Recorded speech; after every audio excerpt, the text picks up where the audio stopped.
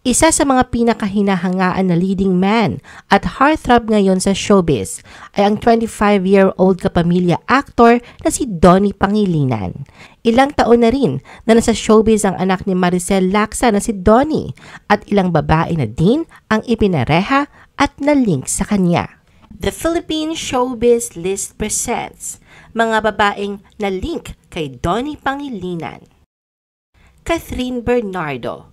Ang pinakabagong usap-usapan na umiikot ngayon sa mundo ng social media ay ang posibleng budding romance sa pagitan ni Donnie at ng box office queen of her generation at kapamilya actress na si Catherine Bernardo.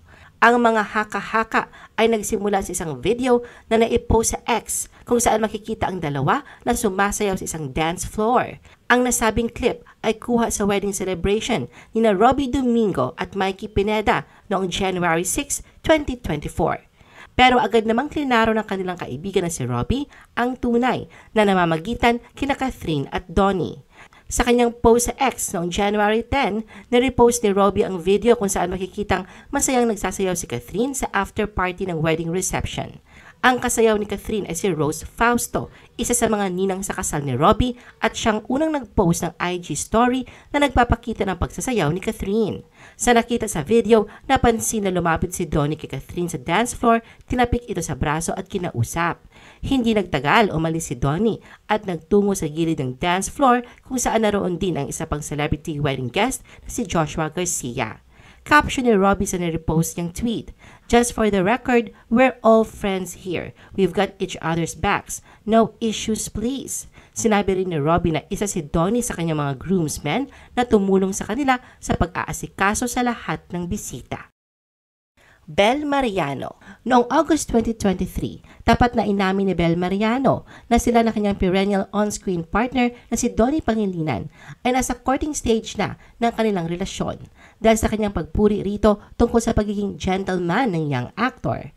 Sa pagkikipag-usap ni Bel kay Vice Ganda para sa kanyang vlog na in-upload sa YouTube channel noong 2023, tila napasubo si Bel nang tanungin siya ng comedian kung nasabi na ba niya ang katagang "I love you" kay Donnie.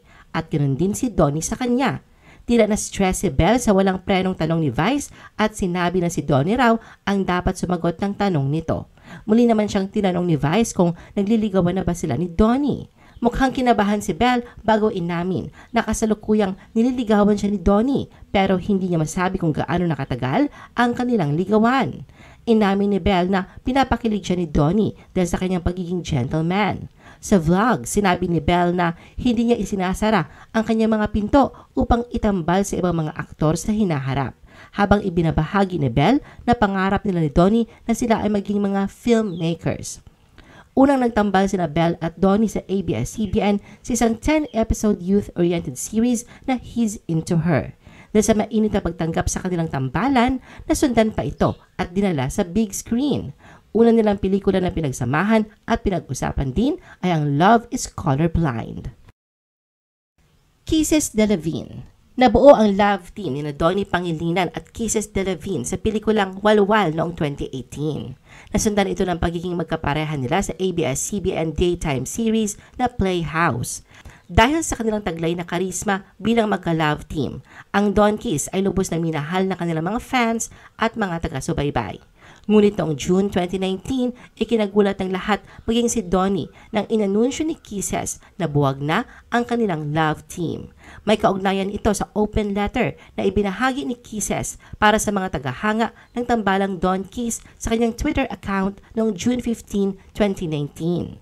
Makalipas ang 3 araw, noong June 18, 2019, medyo cryptic pa ang tweets ni Donnie tungkol sa issue.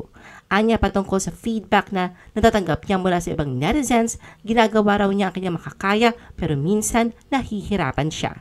Sinabi rin ni Donnie na nasorpresa siya nang mabasa ang statement ni Kisses dahil ang pag-aakala niya na under review pa ang kanilang partnership ni Kisses dahil sa magkaiba nilang expectations at wala pa nga raw pinal na desisyon ito. Pero nirerespeto naman niya ang naturang statement ni Kisses. Ilang buwan matapos inanunsyo na buwag na ang Donkeys love team, na ikwento ni Kisses ang tungkol sa relasyon nila ni Donnie. Sabi niya na kahit na may kanya-kanyang career path sila ni Donnie, nananatili pa rin ang pagkakaibigan nila. Very thankful din siya sa mga happy moments ng Dawn Kiss. Hindi naman daw ibig sabihin na nagtapos ang tambalan nila ay hindi na ito maganda. Some good things must come to an end to make way for better things. Charlene San Pedro. Kasunod ng pagkabuwag ng tambalang Dawn Kiss, iniugnay naman si Donnie sa fellow mixed VJ niyang si Charlene San Pedro. Si Charlene ay isang true-blooded kapamilya, lalo na't nagsimula siya sa showbiz sa pamamagitan ng Star Circle Quest Kids at ang pambatang gag program ng ABS-CBN na Going Bulilit. Kilala rin siya at marami ang nagkakagusto sa kanya sa industriya. Si Donnie, tulad ng alam nating lahat, ay anak nila Maricel Laxa at Anthony Pangilinan.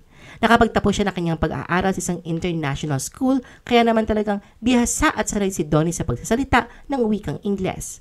Ayon sa naglabasang balita, ang tunay daw na rason kung bakit binuwag na ni Kisses ang love team nila ni Donnie na Dawn Kiss ay dahil nagsiselos daw ito kay Charlene. Dahil sa pagkakadawit ni Charlene sa Dawn Kiss love team breakup, inulan naman siya ng napakaraming bash mula sa mga tagahanga at taga-suporta ng Dawn Kiss. Sa kasikatan noon ng Dawn Kiss ay ayaw ng mga fans na makita si Donnie na may kasamang ibang babae maliban lang kay Kisses. Nagalit din ang mga fans na minsang dumalo sa premiere night ng pelikula ni Charlene si Donnie. Marami man ang nangbabash kay Charlene, may mga tao namang sumuporta sa kanya at kay Donnie. Binigyan pa nga sila ng kanilang mga fans ng sariling love team name, ang Chardon. Dahil na rin sa madalas silang pagsasama sa ilang segment sa Mix, ang kanilang spot-on chemistry ay maraming tagahanga ang kinikilig at napapaibig sa kanila. Criza Taa. Ang ex-PBB housemate at star dreamer na si Criza Joy Taa ay nalink din noon kay Donnie. Nag-ugat ang pagkakalink ni Criza kay Donnie nang minsang siyang naimbitahan sa tahanan ng pamilya ni Donnie. Gayunpaman, agad namang nilinaw at pinabulaanan ni Criza ang mga haka-haka at pag-uugnay sa kanilang dalawa.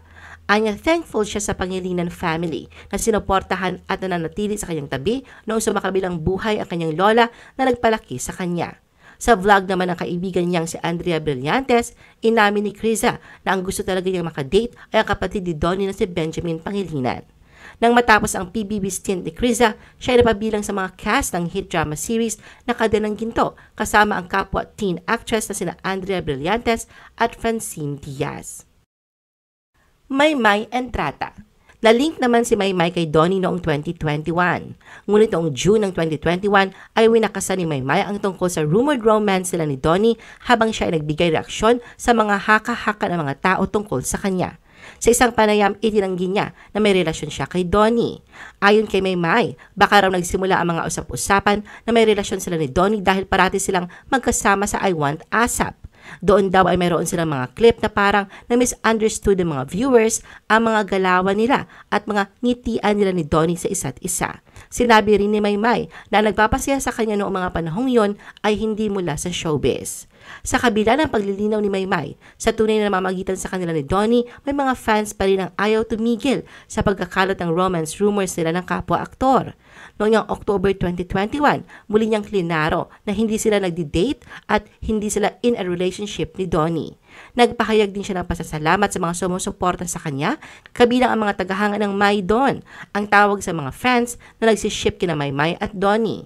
Nakiusap din si Maymay sa mga fans na itigil na sana nila ang pagpapakalat ng mga romance rumors sa pagitan nila ni Donnie dahil wala nga raw itong katotohanan. Kim Cruz. Noong September 2023 ay mainit ang pinag-usapan sa internet ang mga haka-haka tungkol sa romantikong ugnayan ni Donnie sa ibang babae. Ito ay ang artist-influencer na si Kim Cruz. Sa isang TikTok video, ibinahagi ng isang netizen ang ebidensya ng close relationship ng dalawa. Ipinakita ang screenshot na nakafollow si Donnie sa private Instagram account ni Kim. Sa X, malinaw na hindi nasiyahan ang Donbell fandom sa mga haka-haka na itinuturo na ang koneksyon ni Donnie kay Kim ay maaaring nagmula lamang sa stint ng dalawa bilang VJ sa music channel na Mix. Sa kanyang TikTok account, tila banayad na nilinaw ni Kim ang mga haka-hakang ito. Sinagot niya ang isang netizen na nagtanong kung may idinidate ba siya ngayon. Kalmadong sinagot naman niya ito ng, "No, I am not dating anyone." Nanilakipan pa niya ng isang smiley emoticon. Si Kim Cruz ay isang sikat na vlogger, self-taught fine artist and art curator. Nagsimula siya bilang isang TV host at kumuha ng kursong fine art sa college. Sa kalaunan ay sumali siya sa isang art gallery upang ituloy ang kanyang pagkahilig sa sining. I-post ang inyong comments at reaction sa baba. At huwag kalimutan na i-like at i-share ang video na ito. Gusto mo pa ba ng ibang showbiz videos? Panoorin ang aming iba pang top viewed videos. Para sa aming mga YouTube viewers, pumunta lang sa description ng video na ito o i-click ang link sa itaas ng screen. Para naman sa mga Facebook viewers, ay maaari ninyong hanapin ang mga link sa comment section ng video.